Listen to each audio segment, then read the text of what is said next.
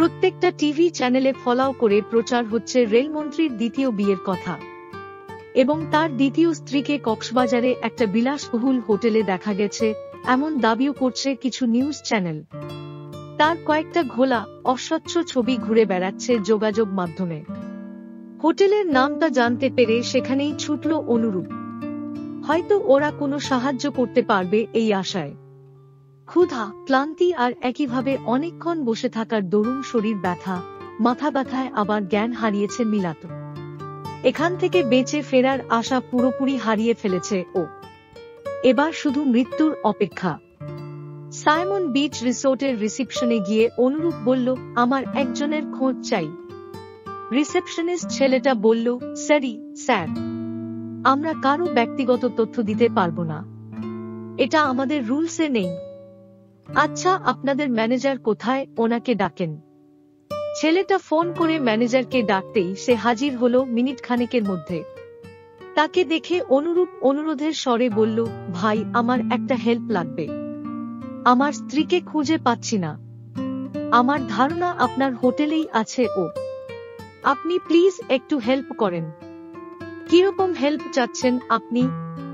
অনুরূপ মিলাতের ছবি দেখিয়ে বলল, ও ডিটেইলস লাগবে। ম্যানেজার রিসেপশনিস্টকে বলল, এই নামের কেউ আছে কিনা চেক করে দেখুন। রিসেপশনিস্ট ছেলেটা দুবার চেক করেও পেল না।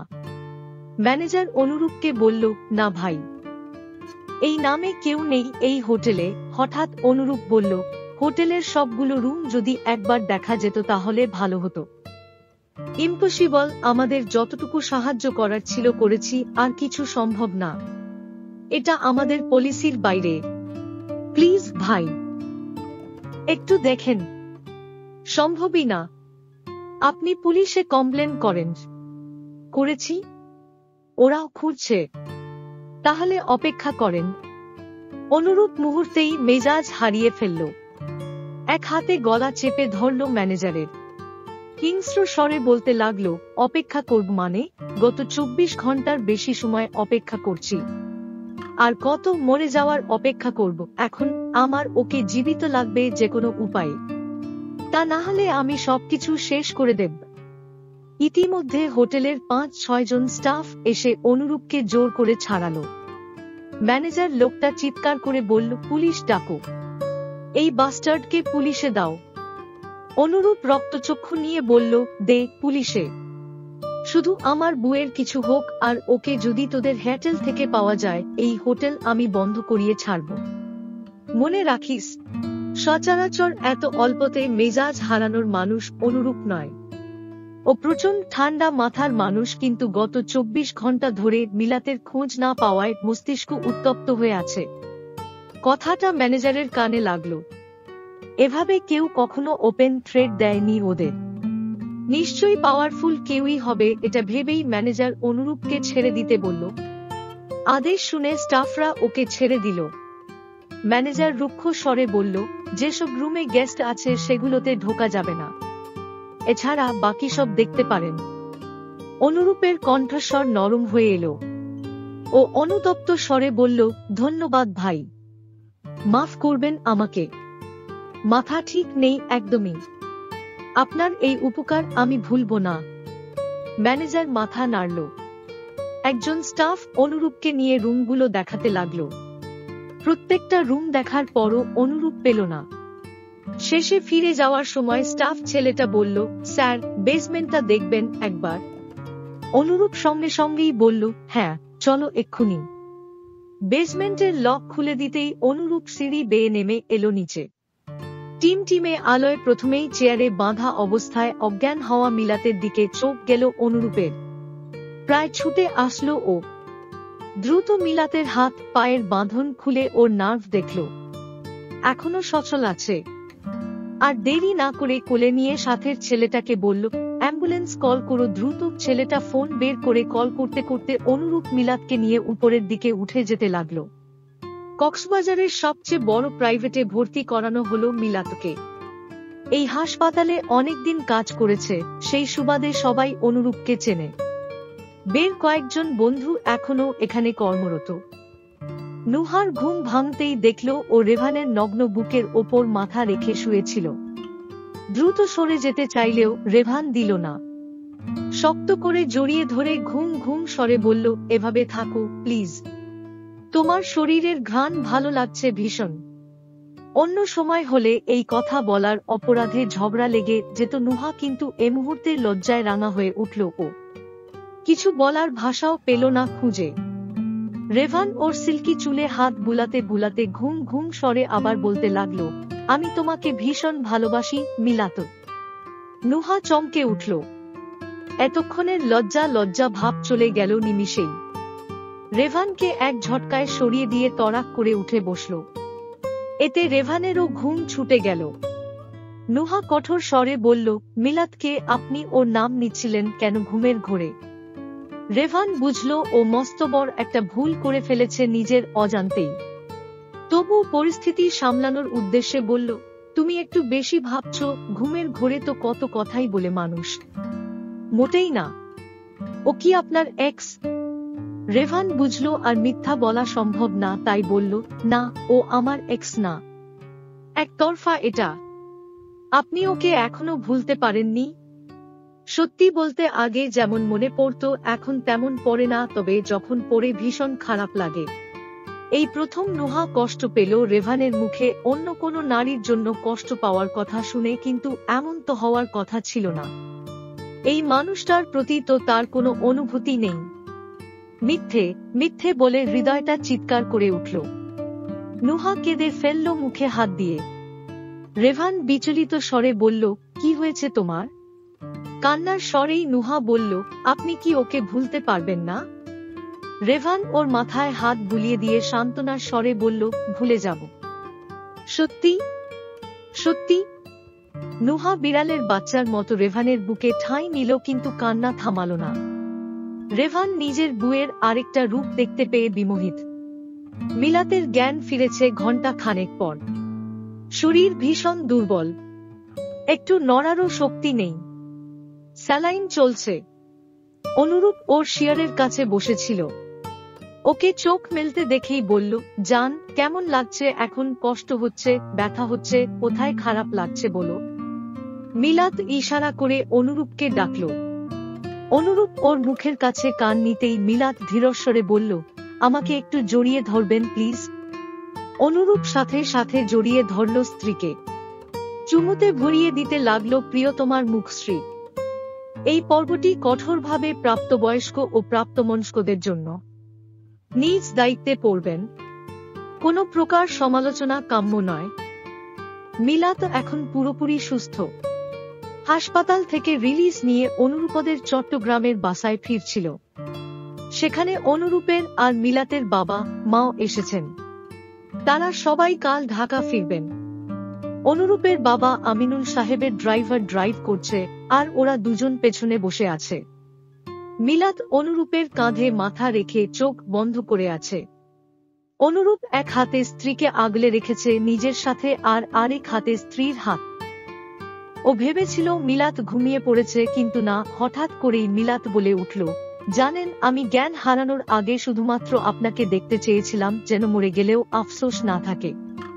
সেই সময় আমি অক্সিজেনের চেয়েও বোধহয় আপনাকেই দেখতে চেয়েছিলাম বেশি।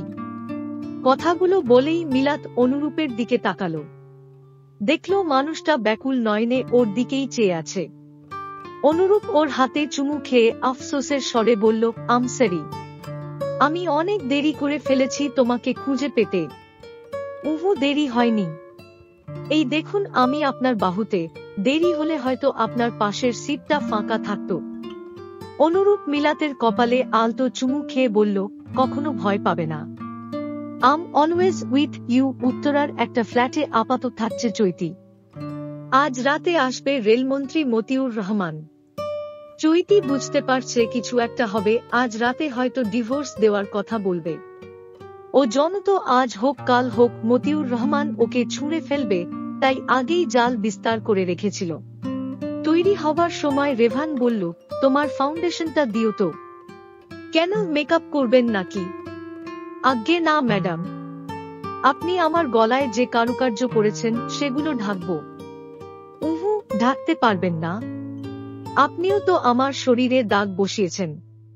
আমি কি ঢেকেছি? ম্যাডাম, আমি আপনার গলায় বসাইনি, যেখানে বসিয়েছি সেটা কভার করা। আপনি না ঢাকলেও চলবে, কিন্তু আপনি তো আমার গলাটাও বাদ রাখেননি, সেই জন্যই লাগবে। আপনি এভাবেই বের হবেন? এটা বাংলাদেশ নয় যেন কেউ আপনার দিকে টেরা চোখে তাকাবে। ওদের এখানে এসব নরমাল। হ্যাঁ সেটা ঠিক, কিন্তু অকওয়ার্ড লাগবে। কথাটা শুনেই নুহার ভেতরে জেগে উঠল টিপিক্যাল বুদের আত্মা। সে তেলেবেগুনে জলে উঠে বলল, হ্যাঁ লাগবেই তো। আমাকে তো আর ভালোবাসেন না। আজ যদি ওই মেয়েটা বাইট দিত তাহলে তো আপনি খালি গায়েও ঘুরতেন দেখানোর জন্য। রেভান মাথায় হাত দিয়ে মনে মনে বলল, এ কেমন মুসিবতে পড়লাম মাবুদ। তবে বুয়ের রাগ ভাঙানোর জন্য বলল, আচ্ছা ঠিক আছে, ঢাকলাম না। আমার বুয়ের দেওয়া ভালোবাসা আমি সবাইকে দেখাবো। দাঁড়াও, শার্ট প্যান্টও খুলে ফেলি। আন্ডারওয়্যারটা থাক শুধু, তুমি তো আমার গলায় দাওনি, শুধু আরো জায়গাও দিয়েছ তো দেখুক সবাই। না, একদম মেরে ফেলবো। এটা বলে পরক্ষণেই মুখ ভেঙচে বলল, আচ্ছা জান ঢেকে ফেলুন। যদিও রেভান আর ঢাকলো না তা দেখে নুহা খুশি হল। মখলি বিছানার ওপর স্বল্প বসনে ভারী আবেদনময়ী ভঙ্গিতে শুয়ে আছে চৈতি। এই অবস্থায় যেকোনো পুরুষের নজরই বেপরোয়া হবে, আর প্রতিবার এটাই কাজে লাগায় সে। আজও তাই। মতিউর রহমান ফ্ল্যাটে এসেই চৈতিকে ডাক দিলেন ড্রয়িং রুমে। চৈতি ডাক শুনল কিন্তু উঠল না, ওভাবেই পড়ে রইল বিছানায়।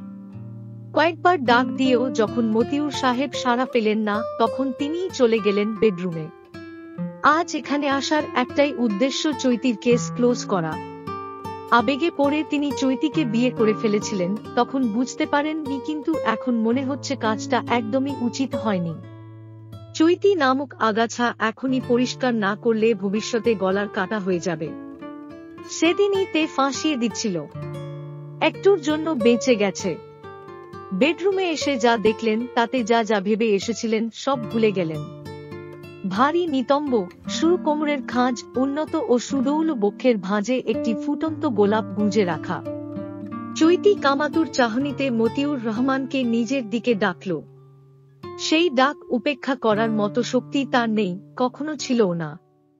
মতিউর সাহেব এগিয়ে যেতেই চৈতি কামাসক্ত কণ্ঠে বলল, এই ফুলটা তোমার জন্য, জান। নিবে না? মতিউর রহমান হাত দিতে নিতে গেলে চৈতি আহ্লাদি ভাঙ্গিতে বাঁধা দিয়ে নখরা করে বলল, এভাবে না। কিভাবে তাহলে? এই ফুলটা তোমাকে বিশেষভাবে নিতে হবে। কিভাবে নিতে হবে? শুধুমাত্র তোমার ঠোঁটই এটা নেওয়ার অনুমতি পাবে। যদি চাও তো এভাবে নাও। মতিউর রহমান লালসার দৃষ্টিতে এগিয়ে গেল সেদিকে। প্রতিক্রিয়া সম্পন্ন হওয়ার পর মতিউর রহমানের মনে পড়ল আজ তিনি কেন এসেছেন এখানে, কিন্তু এখনই বলা ঠিক হবে কিনা তিনি বুঝতে পারছেন না। এদিকে চৈতির মনে মনে চলছে পৈশাচিক পরিকল্পনা। মিলাতকে জড়িয়ে ধরে ঘুমাচ্ছিল অনুরূপ। যদিও বিয়ের আগে তাদের আলাদা ঘুমানোরই কথা, কিন্তু ওই ঘটনার পর মিলাত ভয় পেতে পারে, তাই ওরা একসাথেই শুয়েছে। হঠাৎই মাঝরাতে জোরে চিৎকার দিয়ে উঠে বসল মিলাত। ওর বুক ধড়ফড় করছে, এসি চালু থাকার পরও শরীর ঘামছে দর করে, চোখ বড় বড় হয়ে আজ অস্বাভাবিক হাঁপাচ্ছে। অনুরূপও প্রায় সাথে সাথেই উঠে বসল। বুঝতে পারল মিলাত হয়তো কোনো খারাপ স্বপ্ন দেখেছে। বেড সাইডের টেবিল থেকে পানির গ্লাসটা নিয়ে মিলাতের সামনে বাড়িয়ে দিয়ে বলল, জান পানিটা খাও একটু, ভালো লাগবে। মিলাত কাঁপা আর অসম্ভব ভীত স্বরে বলল, আমি না খুব খারাপ স্বপ্ন দেখেছি। এটা বলেই কেঁদে ফেলল। অনুরূপ ওকে জড়িয়ে ধরে মাথায় পিঠে হাত বোলাতে বোলাতে বলল, এগুলো কিছু না জান, আমি আছি তো, আমি থাকতে তুমি ভয় কেন পাবে? মিলাত একটু আশ্বস্ত হয়ে পানি খেল। অনুরূপ ওকে নিজের প্রশস্ত বুকে নিয়ে মাথায় হাত বুলিয়ে দিতে লাগল। আরামে আদরে কিছুক্ষণের ভেতরেই ঘুমিয়ে পড়ল মিলাত। গোছগাছ শুরু হয়ে গেছে আজ থেকেই। কাল রাতে ওদের ফ্লাইট, কালই ওরা বাংলাদেশে ফিরবে। নিজের জামা গোছাতে গোছাতে কখন যে রেভানের জামাও গোছাতে শুরু করেছে খেয়ালই নেই নুহার। যখন খেয়াল করল তখন খারাপ লাগলো না, বরং ভালোই লাগলো। নুহা জানে না ও রেভানকে ভালোবাসে কিনা, কিন্তু অদ্ভুত অনুভূতি হয় লোকটার জন্য। এই অনুভূতির প্রকৃত ব্যাখ্যা নেই ওর কাছে। সকালে ঘুম থেকে উঠেই চৈতিকে পাশে দেখল না মতিউর সাহেব। তিনি একাই শুয়ে আছেন বিছানায়, গায়ে কোনো বস্ত্র নেই। কাল রাতে এভাবেই ঘুমিয়ে গেছিলেন। উঠে হাতড়ে হাতড়ে জামাগুলো নিয়ে পরে ফেললেন। গোসল করাটা জরুরি ছিল, কিন্তু হাতে সময় নেই।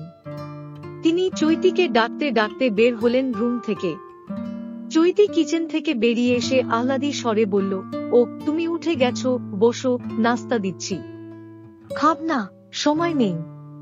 তোমার সাথে একটু কথা আছে, বসো। আরে 5 মিনিট লাগবে। চুপচাপ বসো। বিয়ে করেছি, নিজের বরকে কি একটু রেঁধে বেড়ে খাওয়ানোর সুযোগও পাব না? মতিউর রহমান বিরক্ত হলেন। ধমকের সুরে বললেন, বসো তো, তোমার বালের নাস্তা আমি খাব। চৈতি হাসল।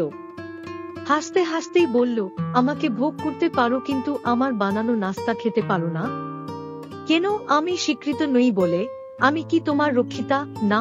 তোমার বউ, তাহলে কিসের এত দ্বিধা? এখন এসব বলার সময় না। আমার কথা শোনো। শুনবো, আগে নাস্তা করো। মতিউর রহমান অতিষ্ঠ হয়ে বললেন, আচ্ছা আনো। চৈতি কিচেনে যাবার আগে রিমোটটা হাতে দিয়ে বলল, একটু টিভিটা অন করো তো, একটা সারপ্রাইজ আছে তোমার জন্য। নাস্তা খেতে খেতে দেখবে। মতিউর রহমান অন করল না, বিরক্ত মুখে বসে রইল। চৈতি নাস্তা নিয়ে এসে সামনের টেবিলে রেখে নিজেই টিভি অন করল। মতিউর রহমান চাটা হাতে নিয়ে টিভির দিকে তাকাতেই বিষম খেলেন। সেখানে তার আর চৈতির অন্তরঙ্গতার ভিডিও চলছে, চৈতির মুখে পৈশাচিক হাসি। সকালের ফ্লাইটেই ঢাকায় ফিরল অনুরূপ, মিলাত আর ওদের বাবা মা। মাঝের উটকো ঝামেলার জন্য ওদের বিয়েটা পরের শুক্রবার ঠিক করা হয়েছে। সেই মতো অতিথিদের জানিয়ে দেওয়াও হয়েছে। ঢাকায় আসার পর মিলাত চলে গেল ওর বাবা মায়ের সাথে, আর অনুরূপ গোমরামুখে চলল নিজের বাবা মায়ের সাথে। এ কেমন নিয়ম? বিয়ে তো হয়েছেই, বাসরও হয়েছে। এই তো চট্টগ্রামে থাকাকালীনও একসাথেই থেকেছে, তাহলে এখন থাকলে সমস্যা কোথায়? বিয়ের দিন না হয় চলে গেল ওই বাড়ি। রেভান আর নুহা সন্ধ্যার সময় দেশে ফেরার আগে শেষবারের মতো একটু বের হলো। কাছেই একটা কফি শপ আছে, এখানকার বিখ্যাত বলা যায়। নুহা বায়না ধরল যাওয়ার আগে সেখানার কফি টেস্ট করবে। রেভানও ভাবল যেহেতু আজই শেষ দিন, সেহেতু যাওয়াই যায়। সব ব্যাকপ্যাকিংও শেষ ইতিমধ্যে।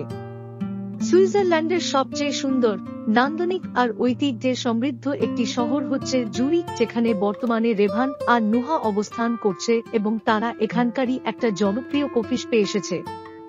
কফি শপটা ভীষণ সুন্দর। এটা মূলত কাঠো কাঁচের তৈরি, যার ফলে ভেতর থেকে বাইরের দৃশ্য দেখা যায়। বসার জায়গাগুলো বেশ আরামদায়ক আর পরিষ্কার পরিচ্ছন্ন। মজার ব্যাপার হলো এখানে কফির পাশাপাশি সুইস চকলেট পেস্ট্রিও পাওয়া যায়। রেভান আর নুহা শপের ভেতরে গিয়ে বসল। এখান থেকে জুরিখের সবচেয়ে বিখ্যাত রাস্তাটি দেখা যায়। রেভান ওয়েটার ডেকে নিজের জন্য এক্সপ্রেসো আর নুহার জন্য ক্যাপেচিনো অর্ডার করলো, সাথে এখানকার সিগনেচার আইটেম লাক্সেমবুর্জলে অর্ডার করলো। এটা এক ধরনের নরম ও রঙিন মিষ্টি বিস্কুট বা ডেজার্ট জাতীয় খাবার। ভেতরে নরম হালকা ক্রিমি থাকে। এটা বিভিন্ন স্বাদেরও পাওয়া যায়। নৈশভোজ শেষে বাবা মায়ের সাথে টুকটাক গল্প করে মিলাত নিজের ঘরে এলো। বাইরে বৃষ্টি হচ্ছে। মিলাত বারান্দায় গিয়ে দাঁড়াতেই দেখল বৃষ্টির ছটা ওর গায়ে লাগছে। এই মুহূর্তে ভীষণ ইচ্ছা করছে একটা অ্যাডভেঞ্চার করতে, কিন্তু সম্ভব না। তাই বারান্দায় দাঁড়িয়েই বৃষ্টি দেখতে লাগলো মিলাত।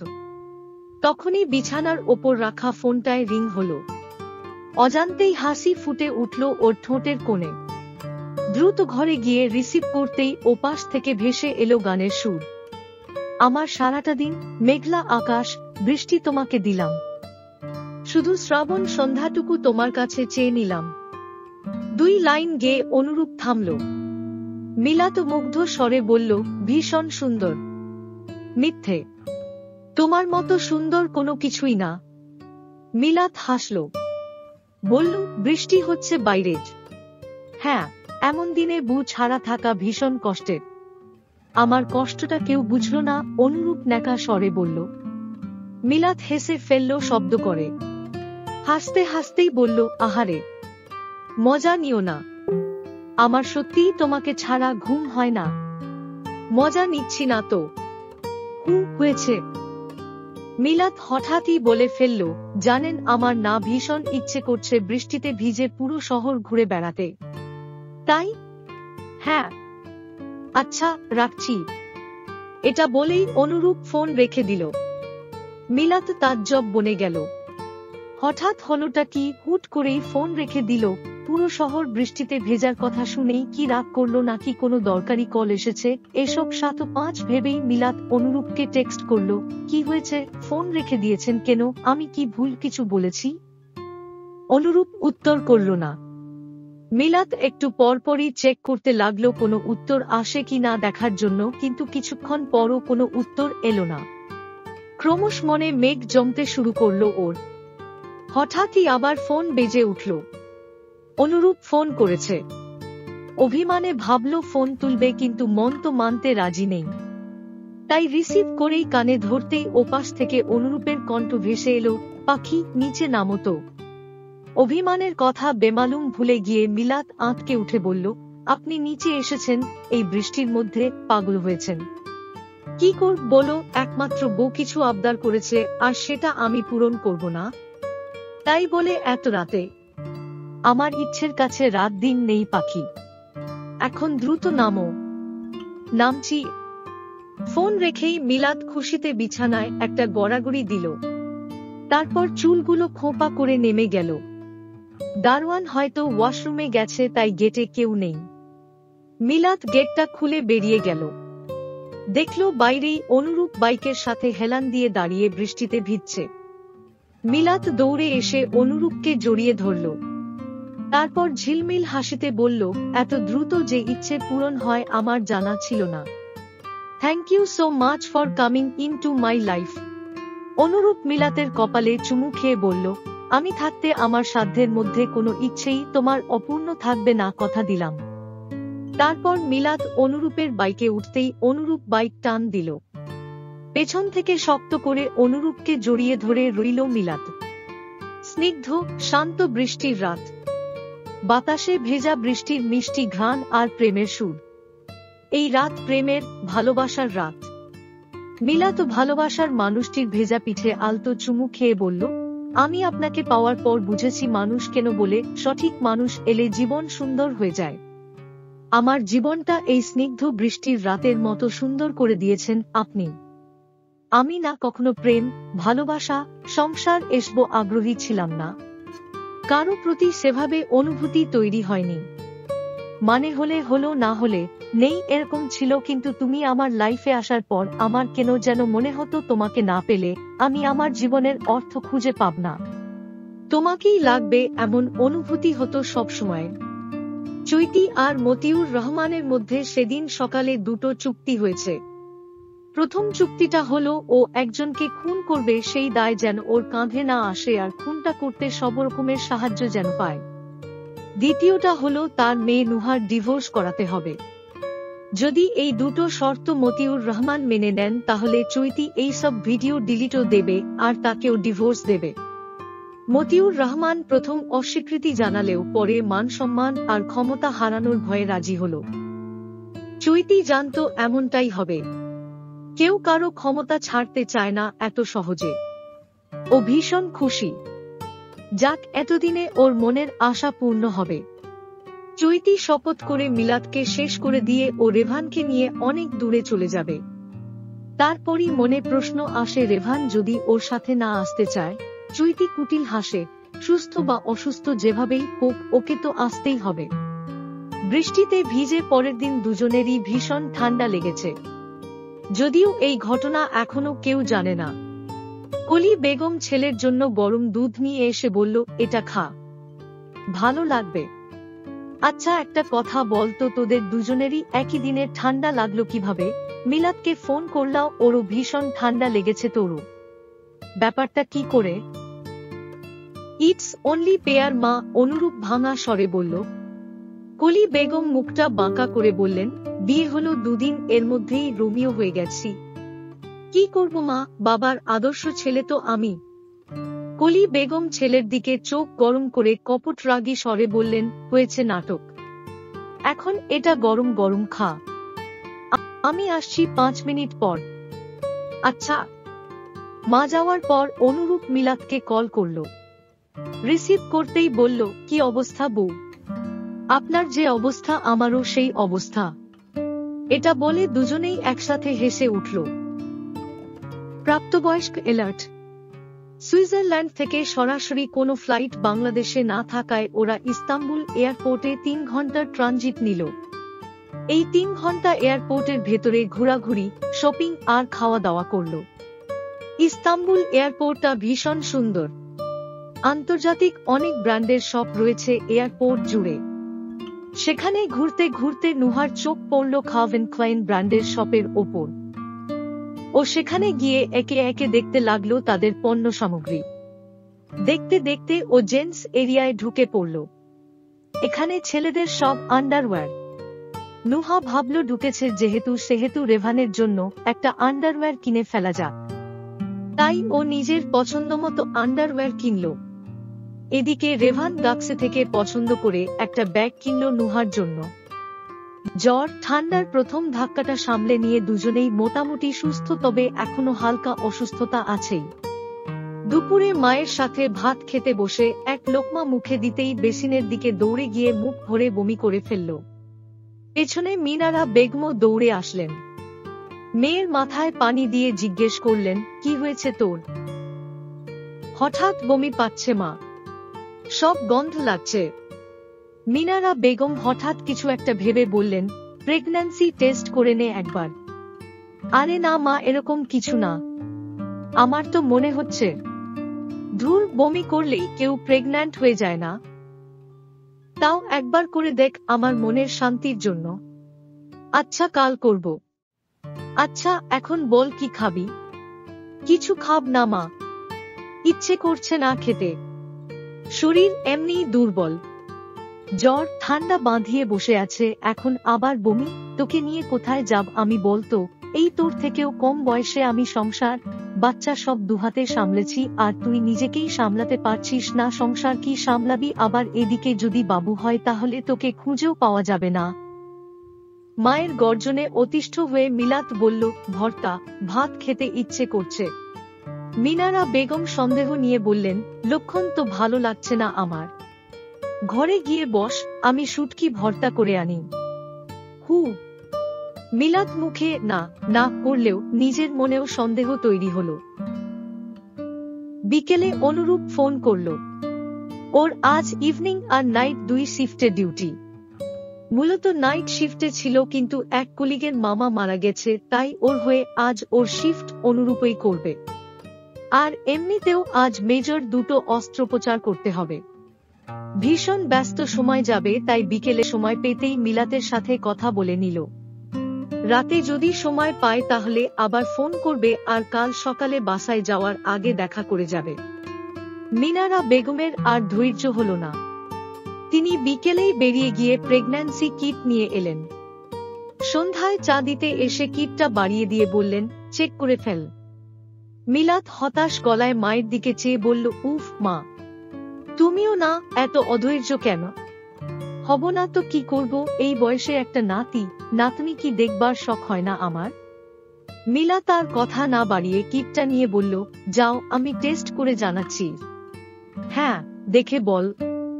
এটা বলেই মিনারা বেগম চলে গেলেন রুম ছেড়ে। তিনি যাওয়ার পর মিলাত ওয়াশরুমে গিয়ে টেস্ট করে ফেলল এবং ওকে অবাক করে দিয়ে রেজাল্ট পজিটিভ আসলো।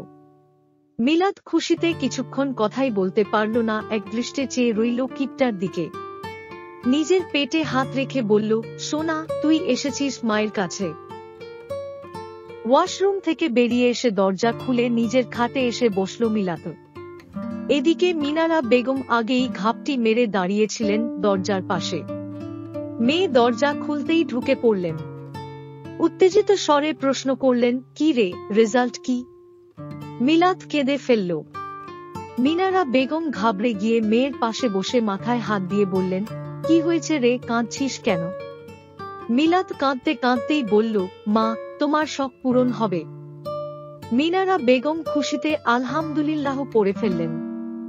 মেয়েকে জড়িয়ে ধরলেন সাথে সাথেই। মিলাত মাকে জড়িয়ে ধরে বলল, মা, আমি ভীষণ খুশি। আমার বাচ্চাটা আমার পেটে বড় হবে। 9 মাস পর আমি ওকে কোলে নেব। মিনারা বেগম মেয়ের মাথায় হাত বুলিয়ে দিতে লাগলেন। তিনি বুঝলেন মেয়ের মনের মাতৃসুলভ অনুভূতি, কারণ এরকম অনুভূতি তো তারও হয়েছিল। পরের দিন সকালে অনুরূপের সাথে যখন দেখা হয়েছিল, তখনও মিলাত কিছু বলেনি, ওর পরিকল্পনা ভিন্ন। অনুরূপ মিলাতের সাথে দেখা করে বাড়ি ফিরল। গোসল করে খেয়ে ঘুমিয়ে পড়ল। উঠবে দুপুরে। নাইট ডিউটি থেকে এসে ভীষণ ক্লান্ত লাগে ওর। দুপুরের খাবারের পর মিলাত মিষ্টি নিয়ে হাজির হল অনুরূপের বাসায়। প্রথমেই কলি বেগম আর আমিনুল সাহেবকে পা ছুঁয়ে সালাম করল। কলি বেগম বুকে জড়িয়ে নিয়ে সস্নেহে বললেন, কেমন আছো মা? আলহামদুলিল্লাহ মা, ভালো আছি। আপনি আর বাবা কেমন আছেন? আমরাও ভালো। আমিনুল সাহেব আর কলি বেগম দুজনেই মিলাতের সাথে কিছুক্ষণ কথাবার্তা বলল। দুপুরের খাবারও খেতে বলল, কিন্তু মিলাত জানালো সে খেয়ে এসেছে। অতঃপর হুট করেই মুখে একটু লজ্জা ভাব এনে বলল, বাবা, মা, আমি একটা খুশির সংবাদ দিতে এসেছি। আমিনুল সাহেব আর কলি বেগম দুজনেই উন্মুখ হয়ে বললেন, কি খবর মা? মিলাত মাথা নিচু করে বলল, আপনার দাদা দাদি হবেন।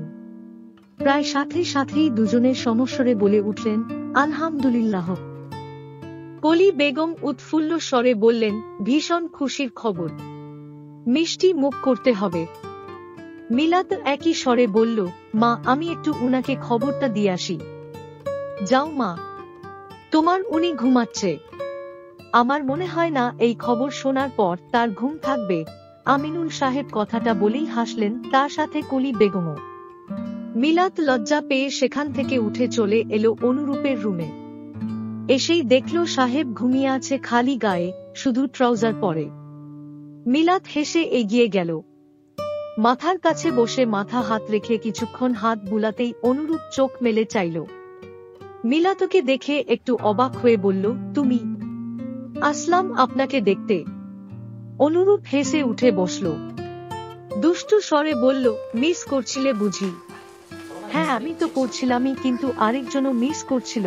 অনুরূপ ভ্রুকুঁচকে বলল, কে? মিলাত অনুরূপের একটা হাত নিজের পেটের ওপর রেখে বলল, সে। অনুরূপ কিছুক্ষণ মিলাতের পেটের দিকে তাকিয়ে রইল।